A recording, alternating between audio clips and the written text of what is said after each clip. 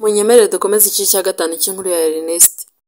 Nkimara kumva ayo makuru amarira yanzenze mu maso. Ishavu n'agahinda bishengura umutima wanjye. Aho nari nicaye aho numvise amarira amanutse ku matama yanjye nk'umugezi utemba. Ifoto y'umwana wanjye Kelly yakomezaga kunza mu bitekerezo. Kelly yari umwana wanjye wankundaga bihebuje. Yari imfura yanjye kandi nabonaga ari umwana uzavamo umuntu ukomeye bitewe n'ukuntu yitwaraga mu buto bwe. Nakomeje gutekereza ku rupfu rw'umwana wanjye. Numva umwijima uranzengurutse kandi numva ikimwaro cy'ibyaha byanjye kiruzuye. Namaze kuririra umwana wanjye mpagurukana n'abo baturanyi, ubwo twerekeza kwa muganga. Nagezeyo ndeba umwana wanjye ndababara cyane. Yari aryamye ku gitanda yoroshwe ishuka, muri iyo maso mbona arahumirije. Numvise ncitse intege mfukama impande y'igitanda nubika umutwe kuri ayo mashuka. Narongeye ndamuririra. Narebye umugore wanjye aho yicaye atabasha kuvuga. Nabonaga umubabaro wamurenze. Nabashaga kumva agahinda afite, uburyo apfushije umwana w'amarabira. Ariko iyo aza kumenya ko ari byose ari njye ubiri inyuma, yari kuntera umugongo ubutareba inyuma. Umenya ahari ari kujya kwiyahura muri Nyabarongo. Ubwo navuye aho ku ivuriro mpita njya gushaka isanduku yo gushyinguramo. Ubwo natangiye no kumenyesha inshuti n'abo mu miryango ko twagize ibyago. Nahise mpamagara no ku kazi kandi ko aho narindaga morgue mbamenyesha ibyago nagize. Ubwo nabasabye ko banyongerera uruhushya bari bampaye kuko n'ubu nari nababwiye ko n'ubu nagiye gutabara. Nahamagaye kandi wa mudamu wanjyanye ikuzimu mubwira ibyambayeho. Yarambwiye ngo ngomba kubyumva nk'ibisanzwe, ngo kandi ikindi yibagiwe kumbwira no ko mu gihe cyo gushyingura ngomba kwirinda kugera mu irimbi kuko bitari byemewe ko nshyingura umwana wanjye. Yaranyihanangirije bikomeye cyane ambwira ko ngomba kureka abandi bakajya gushyingura ariko njye singeyo. Byarantunguye cyane, numva ibyo noneho kubishobora numva birangoye. Naramubwiye ntoya rwose ibyo ntabwo bishoboka, ngomba kujya gushyingura umwana wanjye. Yaransetse arambwira ati wibuke indahiro warahiye wavuze yuko ugomba kwitangira umurimo mu gihe abandi bari gushyingura, wowe ugomba kuba uri ahantu mu cyumba wenyine kandi ucane buji imwe. Kandi ngo ibyo nindamuka ntabikoze umwana wanjye cyangwa umugore wanjye nawe ashobora guhita amukurikira. Yavuze ukuntu numva birandenze cyane ndetse numva ngize gutinya gukomeye. Nakomeje inzira ndagenda njya kugura isanduku nari ngiye kugura, nuko turayizana dushyiramo umurambo w'umwana wanjye Kelly. Nyina wa batisimu yari yahageze azanye imodoka, dushyiramo umurambo tumujyana mu rugo. Inshuti n'imiryango ndetse n'abaturanyi bakomeje gutabara ku buryo umugoroba wagiye kugera mu rugo huzuye abantu. Gahunda yo gushyingura yagombaga kuba umunsi ukurikiyeho. Iryo joro naguze buje ndayibika kuko nari mfite amabwiriza ko ntagomba guherekeza umwana wanjye. Amabwiriza nari mfite nuko nagombaga kwikingirana mu cyumba njyenyine, narangiza ngacana iyo buje. Ku mugoroba abantu twararanye ku kiriyo bari benshi rwose kandi bari bafite umubabaro, bose bakomeza kwibaza iyo ndwara yafashe umwana igahita imuhitana amarabira. Hari n'abatangiye gukeka ko yaba yarozwe. Nyamara kwa muganga ho nta ndwara n'imwe bari bigeze babona. Ijoro ryose naraye nkanuye, ibitekerezo bimbana byinshi. Umutima wanjye numvaga umeze nk'ubohesheje iminyururu. Numvaga nakwegera Imana ngo intabare. Gusa numvaga ari ibintu biri kure y'umutima wanjye. Ubwo mu gitondo nabyutse nirembya kugira ngo ntabone uko njyana n'abandi mu irimbi ry'i Remera. Nakomeje kuryama maze ndarwara. Nasabye umugore wanjye ko ugomba gukurikirana gahunda zose z'uburyo umwana wanjye agomba gushyingurwa. Yarabyemeye ambwira ko agiye kubikurikirana cyane ko hatari kure, hari mu irimbi ry'i Remera kandi hari hafi y'aho dutuye. Amasaha ya 8 gahunda zo kujya gushyingura zarageze, umudamu wanjye aza kundeba ariko naramuhakaniye. Ubwo ikibazo cyaravutse, batangira kwibaza ukuntu bagiye kujya gushyingura ntahari, ndetse n'abandi bagabo bagenzi banjye bangezeho ariko narirwaje bikomeye ku buryo ntari bubashe kubyuka. Ndetse batangiye no gukeka ko indwara yaba yahitanye umwana wanjye nanjye naba nayanduye. Narabahakaniye mbasaba ko bajya gushyingura kandi bakansiga mu cyumba njyenyine. Banyumvise bajya gushyingura maze nanjye mfunga umuryango njya mu cyumba njyenyine nk'uko byakagombye kugenda. Ubwo nicaye ku gitanda nzana ya buje ncana ikibiriti nyitereka ku meza ndatuza. Buje yakomeje kwaka, igeze hagati nibwo nabonye ibitangaza bya Satani bikomeye cyane. Ibitangaza biteye ubwoba kandi byamaze no kunyereka ko nahindutse uw'ikuzimu koko. Uko buje yari iri kwaka nagiye ko nabona icyumba cyose ndimo gihindutse umutuku cyane. Kandi nari niciye ku gitanda gitukura, impande yanjye hari hicaye igikanka cy'amagufwa. Cyari cyambaye inkweto za gikobwa. Nahise numva ngize ubushake bwo gukora imibonano mpuzabitsina ndetse ntangira gusomana n'icyo gikanka cy'amagufwa. Ubu niwe mugore nari narahawe ikuzimu ko ngomba kujya ndyamana nawe. ubwo namaze gusomana nacyo ndetse birangira turyamanye. Ushobora kwibaza ukuntu ibintu byakorwaga, ariko nanjye ukubwira ibi, icyo nabonaga imbere yanjye cyari igikanka cy'amagufwa, kandi iyo twaryamanaga numvaga wagira ngo ni umuntu turi kumwe. Nakomeje kuryamana n'uwo mugore nahawe ikuzimu biratinda, kandi buri uko turyamanye icyo gikanka cy'amagufwa nahawe cyahitaga kigenda kigafungura akarobine kikazana amaraso ndetse akazana n'inyama z'umuntu, akambwira ko aya maraso n'inyama mpaye ari iz'umukobwa wanjye Kereniya. Yambwiraga gutyo tukanywa amaraso twishimye, ndetse naryo n'iyo nyama nkumva iraryoshye. Uwo mugore bari bampaye yankuye muri icyo cyumba, mbona turihuse tugiye ahantu hari amazi menshi, hari hameze nk'inyanja, kandi nahabonye abakobwa benshi beza bicaye ku musenyi n'abasore b'igikundiro, bose babaga bishimiye ubwiza bwo ku nyanja. Nabonye kandi abantu nzi hano ku isi bari mu murimo, mbonayo n'abahanzi batandukanye baza gushakayo impano. Hari uburyo bwinshi nabonye abantu bagera ikuzimu kandi barangiza bagatemberayo nk'abari gutembera ku isi. Hari abagenda uko nari ngiye muri ubwo buryo, aho bagenda bakora imigenzo bahawe mu byumba by'ibanga, hanyuma intekerezo zabo zigahinduka bakisangayo. Hari n'akandi n'abakoresha abakonikoni babifitiye ububasha. Nimvuga abakonikoni kandi ntimugire ngo ni ba bantu bambara utuntu dushaje b'abakene. Hano muri iyi Kigali barimo bagenda biyubashye ariko bafite imbaraga zikomeye cyane. Uwo mudamu wa hano yanyeretse inzira yo kugera ikuzimu. Yari afite imodoka nziza cyane yubashye kandi asa neza, ariko imbaraga n'ubutwari yari afite ikuzimu yari uwo kwitonderwa. Usibye iyo nzira hari n'abanyura mu irimbi bagakora umugenzo bahawe, hanyuma inzira ikaboneka bakisangayo. Hari n'abakoresha inzira y'amazi, cyane cyane amazi akunze guhuriraho n'abantu benshi nka Kivu, Victoria, Tanganyika n'ibindi biyaga bitandukanye, cyangwa se imigezi minini nka Nyabarongo cyangwa Nile. Njye n'uwo mugore wanjye w'igikanka rero twegereye amazi maze dusanganirwa na Mayimuna.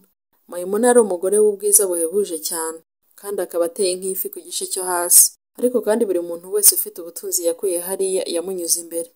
Yaranyakiriye mu mazi amakaribu. Icyantangaje nuko ninjiye mu mazi nkaganira nawe mbona ari ibisanzwe. Usibye kubona ninjiye mu nyanja, ubundi nta mazi numvaga, kandi nabonaga mu nyanja tureba neza rwose nk'abatari mu mazi. Yampamagaye mu izina numva birantunguye. Yambwiye ko anzi neza cyane kandi arananshimira kubw'intambwe nateye yo kuyoboka ubutware bwabo. Yanambwiye ko ari umwamikazi w'amazi kandi ari nawe ufite inshingano yo gutanga ubutunzi, icyubahiro, igikundiro, ubwiza n'ibindi bintu byinshi cyane kandi bigezweho. Nabonye uwo mugore akomeye cyane, mbona ni umugore ufite imbaraga n'ubushobozi buhambaye. Nasobanuriwe iby'umurimo we mu isi, natangaye kandi mbona ko yahawe isi yose mu biganza ngo ayigenzure. Nabonye afite imiyaga ikomeye cyane yohereza mu isi. Mbona ko ashyira imbaraga cyane ku rubyiruko rw'abahungu n'abakobwa. Mu bakuze mbona yibanda cyane ku bagore bari mu murimo w'Imana, kuko yizera ko kugusha umugore uri mu itorero ukamuteza nk'ubwibone iba ari intwari ikomeye cyane, kuko bihita byoroshya kugusha abagabo bose bo muri iryo torero, cyane cyane abo ngabo baba bakorana umurimo w'Imana. Mayimuna niwe abantu bakunda kwita Madamu Samake, ikuzimu bamwita umwamikazi w'inyanja. Nahawe gusobanukirwa imbaraga z'uwo mugore, menya byinshi cyane.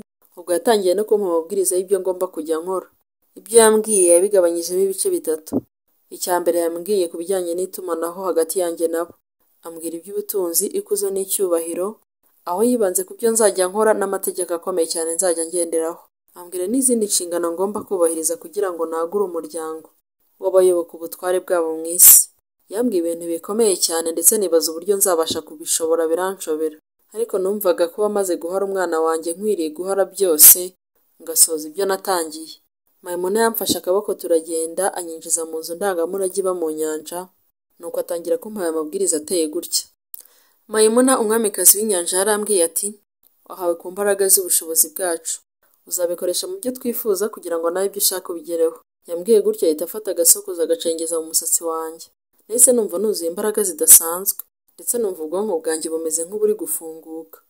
Yarambwiye ati, uhawe kumenya ururimi rw'amayobera, uhawe kuruvuga no kurwumva. Urwo ni rwo uzajya ukoresha uvugana natwe.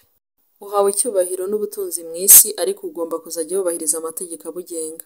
Buri munsi ugomba kujya wiyuhagira amazi yogeshejwe imirambo, kandi ibikorwa byose biguha amafaranga naho yaba ari imodoka itwara abagenzi, ugomba kujya uyogesha amazi avanzemo igitonyanga cy'amazi yogeshejwe umurambo. Niba ari ibyo kurya ucuruza, ujye ubiteka habanje gushyiramo amazi yogeshejwe umurambo. Utegetswe kandi kuzajya urarana n'umugore wawe inshuro imwe gusa mu kwezi.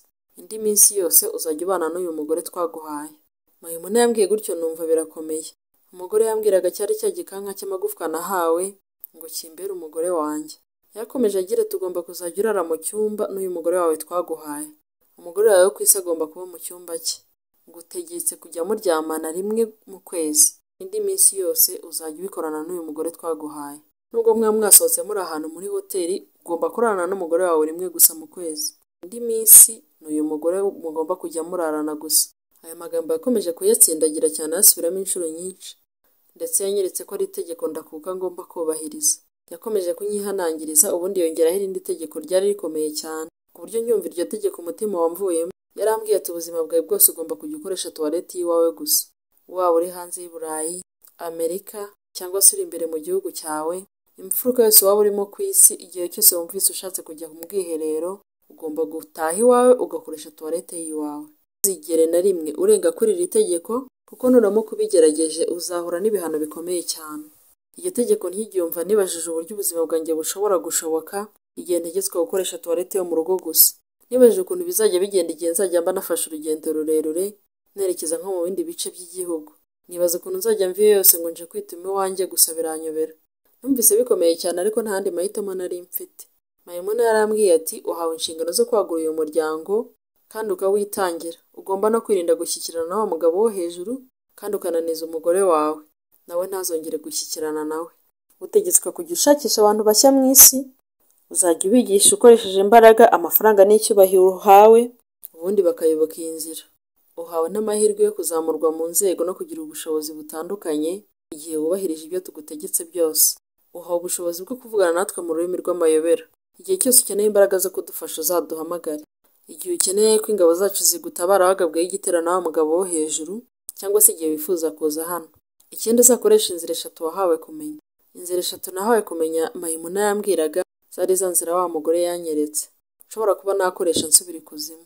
Harimo ya nzira yo kujya mu cyumba ngasenga ngahamagara ikuzimu nkisangayo, cyangwa inzira yo gupfukama mu gituro mu irimbi naho ngasenga nkabahamagara bakamfungura amarembo y'ikuzimu, ndetse no kuba nakoresha amagi y'ikibaka nkanyura mu mazi. Byose narabizirikanye, ariko nibaza ahantu nzajya nkura amagi y'inyoni yita ikibaka, kandi iyo nyoni kuyibona bigora. Ni inyoni itera amagi ku butaka kandi igakunda kugenda nijoro. Iyo iryamye ku butaka kuyibona biragora, kubera yuko isa n'ubutaka kandi ntigipfa no gutambuka uretse kuguruka gusa. Naratinye, ariko ntagakwirwa ngira icyo mbaza Mayimuna, gusa yahise abimenya ibyo ndi gutekereza. Arambwira ati uko gushidikanya ufite kose kuzashira. Amaze kumpereza aya mategeko yose, yamvanyemo agasokozo yari yanshyize mu musatsi wanjye. Yaransezeye nsohoka muri ayo mazi menshi ngaruka ku musenyi. Wa mugore bampaye yamfashe akaboko dutangira gutembera ku musenyi. Kuri aya mazi nahabona ibintu bikomeye. Nabonye udukipe twinshi dutandukanye tw'urubyiruko, kandi nkabona bafite ibintu bahugiyemo.